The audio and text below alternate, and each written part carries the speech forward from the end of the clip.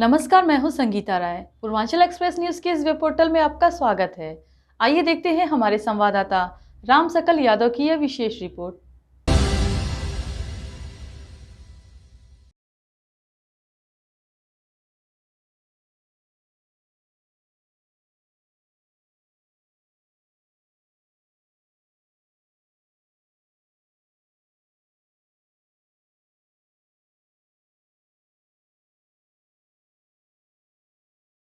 आजमगढ़ जिले के अंबेडकर पार्क में समाजवादी पार्टी द्वारा आयोजित बाबा साहब भीमराव अंबेडकर की जयंती कार्यक्रम में सदर सांसद धर्मेंद्र यादव मुख्य अतिथि के रूप में शामिल हुए।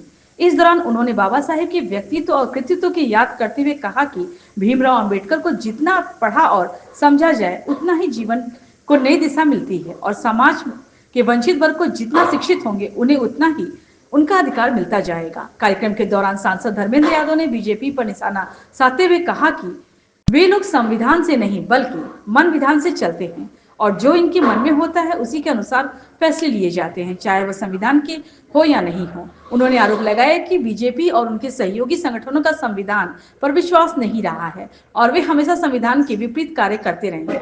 महिला आरक्षण बिल को लेकर उन्होंने कहा कि यह 2023 में ही पास हो चुका था, लेकिन समाजवादी पार्टी की मांग रही है कि दलित, आदिवासी, पिछड़ी और मुस्लिम महिलाओं को भी समान रूप से आरक्षण का लाभ मिलना चाहिए, क्योंकि बाबा साहेब ने पिछड़ों के वर्गों के विशेष अवसर देने की बात कही थी। इसके साथ ही उन्होंने जनमानस को लेकर भी सवाल उठाते हुए कहा कि जो प्रारूप सामने आया है उनमें पिछड़े वर्गों का जिक्र नहीं है, जिसमें सरकार की नीति और नीयत पर सवाल खड़े हो गए हैं। वहीं नोएडा में मजदूरों के मुद्दे पर बोलते हुए उन्होंने कहा कि मजदूरों की मांगे पूरी तरह जायज हैं और उनके लिए उन्हें आंदोलन करने की जरूरत नहीं है।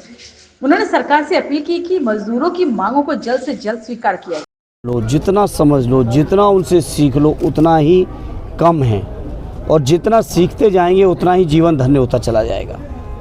और मैं समझता हूँ जो समाज के जो ज़रूरतमंद लोग हैं उनके हक अधिकार के लिए लड़ने का हमेशा संकल्प बढ़ता चला जाता है जब बाबा साहब को पढ़ने का, उनको सीखने समझने का मौका मिलता है। तो आयोजक साथियों को इस मौके पर धन्यवाद देता हूँ और बाबा साहब की जयंती के इस पावन अवसर की पूरे देशवासियों को मैं बधाई देना चाहता हूँ। सांसद जी, राष्ट्रीय अध्यक्ष अखिलेश यादव जी बराबर बीजेपी पे आरोप लगाते रहते हैं कि ये संविधान से नहीं मन विधान से चलने वाले लोग हैं, उस पर क्या कहना? ये सच है, ये कभी संविधान की बात करते हुए सुना नहीं होगा आपने। ये मन की बातें करते हैं, जो भी इनके मन में होता उसी को चलने लगते हैं, चाहे वो संविधान पद्धत हो या संविधान पद्धत ना हो। और ये बीजेपी के लोगों का तो विश्वास वैसे ही बाबा साहब के संविधान में नहीं रहा, इसीलिए समय समय पर अगर आपने देखा होगा बीजेपी और उनके जो सहयोगी संगठन हैं उन्होंने हमेशा देश के संविधान को बदलने की बातें की हैं, उन्होंने मनवाद को लाने की बातें की। उनकी नीतियों में हमेशा सामंतवाद और मनवाद झलकता है। उनके कार्यक्रमों में कभी भी समाज के आखिरी व्यक्ति के चेहरे पर चमक लाने का कोई प्रयास नहीं है, कभी हक अधिकार और न्याय देने का नहीं है। क्या कोई मामूली बात है? आज इतने सालों से देश के अंदर संविधान लागू है, फिर भी हमारे कई घटनाएं ऐसी आ रही हैं कि दलित भाई की अगर घोड़ी से बारात चढ़ गई तो सामंती लोगों की कहीं ना कहीं उनकी मूंछ नीची हो जाती है, जिसकी वजह से उन पर हमले तक हुए हैं। हर तरीके के अत्याचार हो रहे हैं। यही के आजमगढ़ के अंदर ही कल घटना हुई, बाबा साहब की मूर्ति को बताया किस तरह से खंडित किया गया, चबूतरा तोड़ा गया। जो लोग बाबा साहब के आज के इस कार्यक्रम के आयोजन की तैयारी कर रहे थे उनको गिरफ्तारियाँ तक की इन्होंने। तो ये नियत सरकार की गलत है। महिला आरक्षण बिल को लेकर आपका क्या स्टैंड है? क्या ये चुनावी स्टैंड है जो महिला आरक्षण बिल लाया जा रहा है? देखिए, महिला आरक्षण बिल पहले से 2023 में पास था। हालांकि हम समाजवादी लोग और आज से नहीं, जब से महिला आरक्षण की चर्चा शुरू हुई हम लोगों ने हमेशा कहा कि उस आरक्षण के बिल में जो हमारी दलित महिलाएं हैं, हमारी आदिवासी महिलाएं, हमारी पिछड़ी महिलाएं हैं, उनको भी समान तौर पे हक और अधिकार मिले उसमें विशेष तौर पे, क्योंकि ये बाबा साहब संविधान में कह के गए हैं कि जो लोग पिछड़े हैं उनको विशेष अवसर की ज़रूरत है।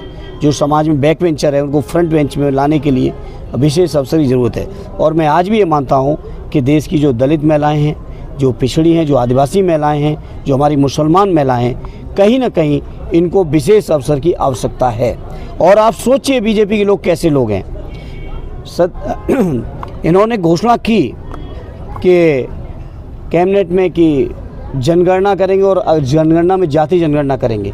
आज किसी भारतीय जनता पार्टी वाले से पूछिए, जो जनगणना का प्रथम प्रारूप आया है उस प्रारूप में कहीं पिछड़ों का चर्चा ही नहीं है। 32 सवाल पूछे गए हैं, लेकिन 32 सवाल में कहीं पिछड़ों के लिए कोई कॉलम नहीं पूछा गया। तो ये कहते कुछ हैं, करते कुछ हैं, इनकी नीति कुछ है, इनकी नीयत कुछ है।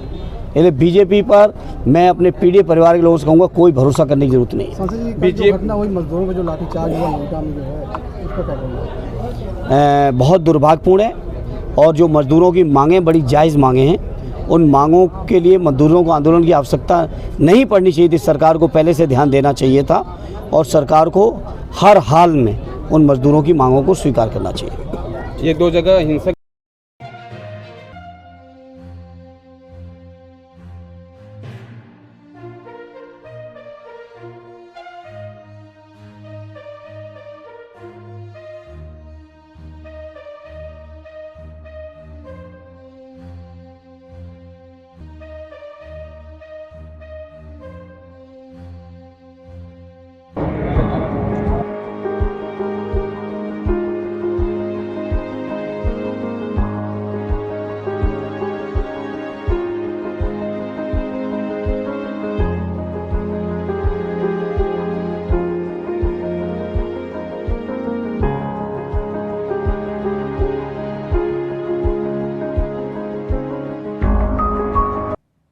अगर आपको हमारी खबर पसंद आई हो तो हमारे चैनल को लाइक, सब्सक्राइब और शेयर जरूर करिए।